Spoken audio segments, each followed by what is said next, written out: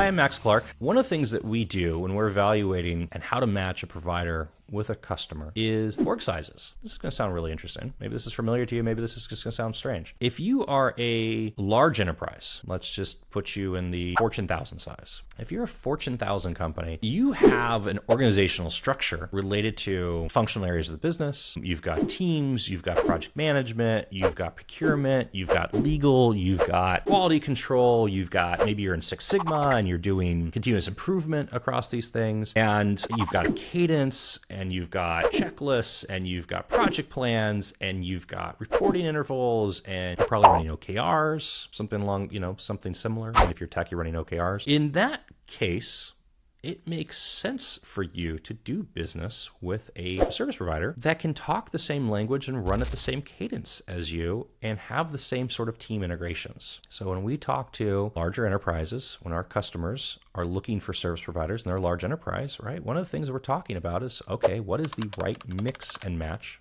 It makes probably more sense to have a large enterprise at play. If you are a smaller company, by the way, just a little side rant, SMBs, depending on what definition you're using, technically go up to $1 billion in revenue. So, okay, what's a small business anymore?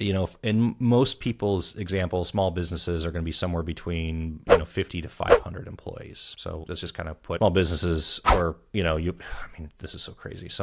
I've seen the defined up to 1,000 employees. So then you get mid-market at 1,000 plus employees. So let's just say up to 500 employees. If you're an SMB, you're sub 200 employees, let's say 50 to 200 employees, it is going to really suck if you go and you're working with a service provider that is geared up and structured around servicing Fortune 1000 plus companies, because the bureaucracy that you're going to deal with and the levels of interaction and the workload that's going to be assumed on you is going to make absolutely no sense. It's going to be crazy town for you. So if you're between 50 and 200 employees, 50 to 500 employees, you probably want to work with a service provider that is equipped to deal with SMBs. If you're a mid-market emerging, and you're in that 500 to 1500, or maybe we're going to call it, you're in the 1,000 to 2,000 size employee, same thing. There's different tiers, right? So we see these different levels between micro organizations, SMBs, small medium enterprise, mid-market, large enterprise, and how you actually fit up and down the stack. This is part of the reason why larger service providers start segmenting based on customer size, because they have different teams doing different things. Part of it's just resource efficiency, right? The amount of resources you can allocate to a small customer are just less than what you're going to allocate to a large enterprise. If you're selling a service and it's got 200 seats licensed, the value of that company to you as a service provider is just much lower than a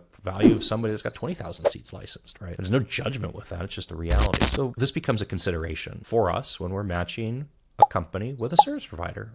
What does that company look like? What are their experience? What's their growth trajectory? What do they actually need? What is a service provider able to give them? Is a service provider too small, too large? Where do you actually fit within those buckets? And then also something that we get to do is we get to help smaller growing companies deal with larger service providers, because maybe what you actually want, what you need is you need to deal with and you want to use service from the gorilla in that space, but that gorilla in that space is just too unwieldy for you to deal with. And a lot of times what we can do is we can help get our customers the support they actually need in order to function with the larger service providers as their provider. The note and the caveat with all this just becomes, if you are a company and you are trying to purchase services from a service provider that is not equipped, geared, tooled, whatever you want to phrase it, right, is not set up to deal with you as the size of company that you are, you're going to have a bad time. And you either need to figure out how to adapt your processes to them, which is probably going to be easier, or you get them to adapt their processes to you, which is going to be a little bit harder if you don't have a third party in place that can help navigate that for you.